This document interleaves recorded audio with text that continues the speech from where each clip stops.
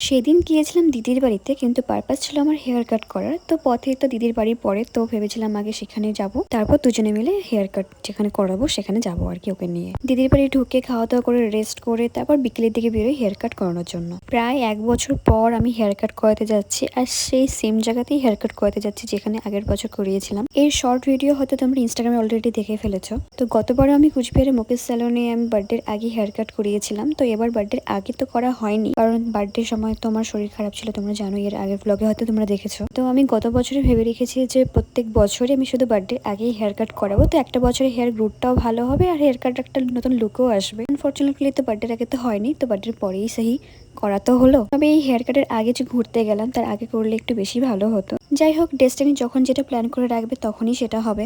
এবারও মুকেশ হেয়ার সেলুনে গিয়ে হেয়ার কাট করার একটাই কারণ গতবার হেয়ার কাট করি আমি খুবই স্যাটিসফাইড ছিলাম। আর এখানে হেয়ার কাটের প্রাইস গুলো খুবই রিজনেবল, আর বিহেভিয়ারও খুবই ভালো, সার্ভিসও খুবই ভালো। আর তার চেয়ে বড় ব্যাপার হলো, আমি যে হেয়ার কাটের পিকচার দেখিয়েছিলাম তার অনেকটাই, প্রায় 90% তারা সেইভাবেই হেয়ার কাট করিয়ে দিয়েছিল আমার, যেটা আমি একদমই এক্সপেক্ট করিনি। আর করার পর আমি খুবই আনএক্সপেক্টেডলি সারপ্রাইজড হয়ে গিয়েছিলাম। তাই এবারও এদিক ওদিক না ভেবে সোজা সেখানেই গেছি, কোনো রকম রিস্ক নেইনি, আর এই বছরের সেম হেয়ার কাটই করিয়েছি।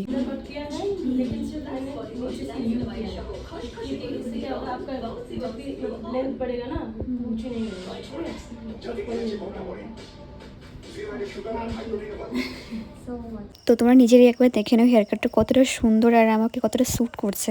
আগে যখন হেয়ার কাট করতাম তার আগে 10 বার ভাবতাম, আর কাটার পরে খুবই কষ্ট হতো, কিন্তু এখন আর সেরকমটা হয় না। ইভেন আমি খুবই এনজয় করি এখন হেয়ার কাট গুলো। তো সেলুন থেকে বেরিয়ে আমরা চলে যাই মিও মোড়ে, আর সেখান থেকে বেরিয়ে ফুচকা স্টল থেকে দিদির আমার একটু ক্রেভিং হলো, তো এই খেয়ে পরে আমরা বাড়ি চলে আসি, কারণ আকাশ খুবই খারাপ হয়ে গিয়েছিল। তো that's it for today, by.